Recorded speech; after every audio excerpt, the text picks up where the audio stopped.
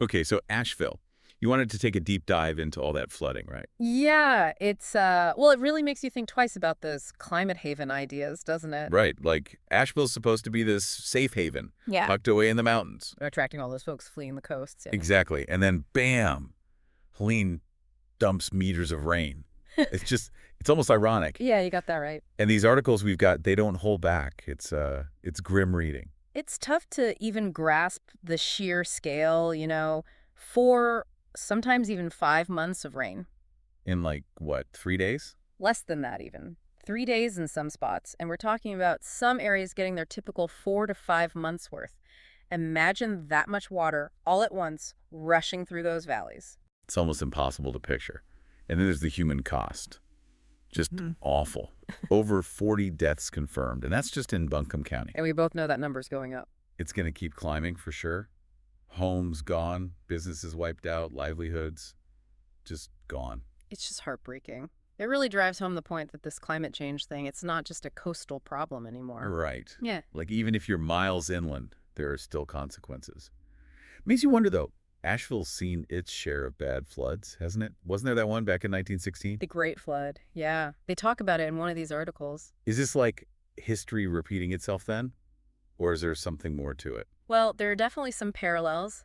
Back in 16, it was a string of hurricanes, one after another, that really drenched the mountains. A whole series of hurricanes. Yep. Just kept coming, one after the other. And that's what led to the catastrophic flooding back then.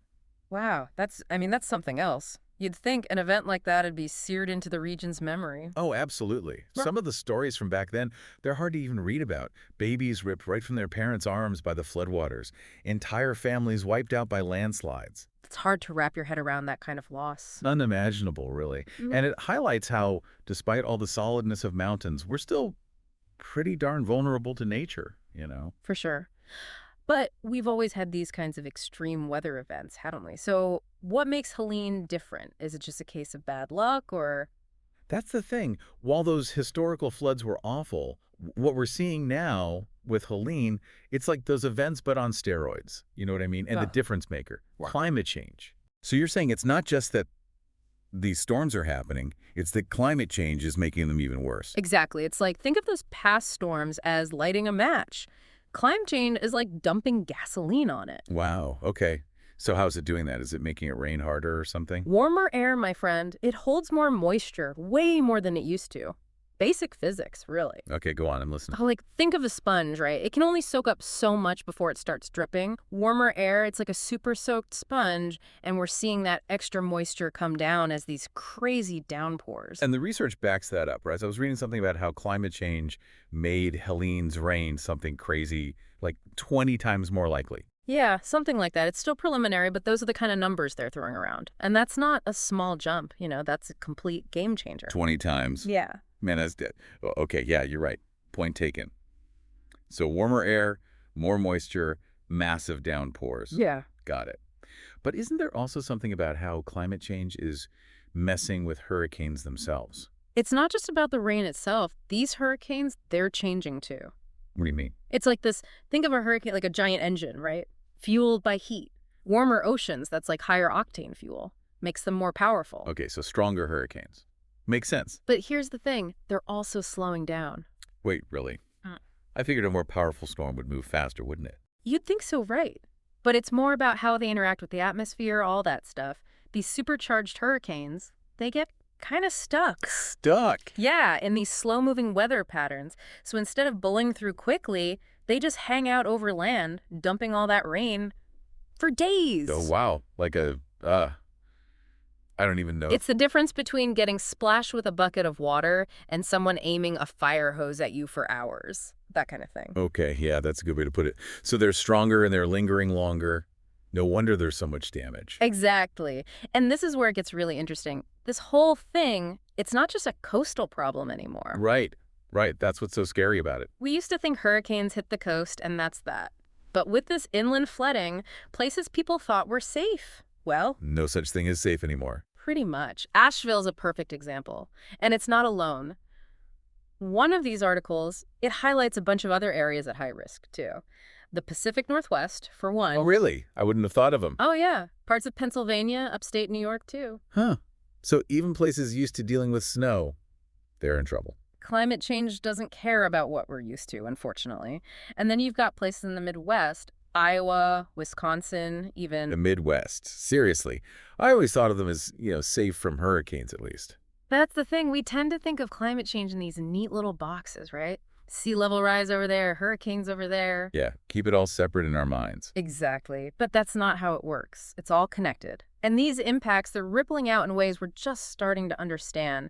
Right, right, like a chain reaction almost. And it's not even just the hurricanes, is it? All this talk about heavier rainfall, that's happening even without a giant storm. Absolutely. And mountainous regions like Asheville, they've got their own challenges. All those hills and valleys, it's like a funnel for the rain. Right, the water's got to go somewhere. Exactly. It all flows down, picks up speed, and suddenly you've got a flash flood. Those streams and creeks, they turn into raging rivers in no time. It's like, I don't know, dumping a bucket of water over a steep roof or something. Yeah. And Yeah. think about it, the ground's often already soaked from previous rainfall.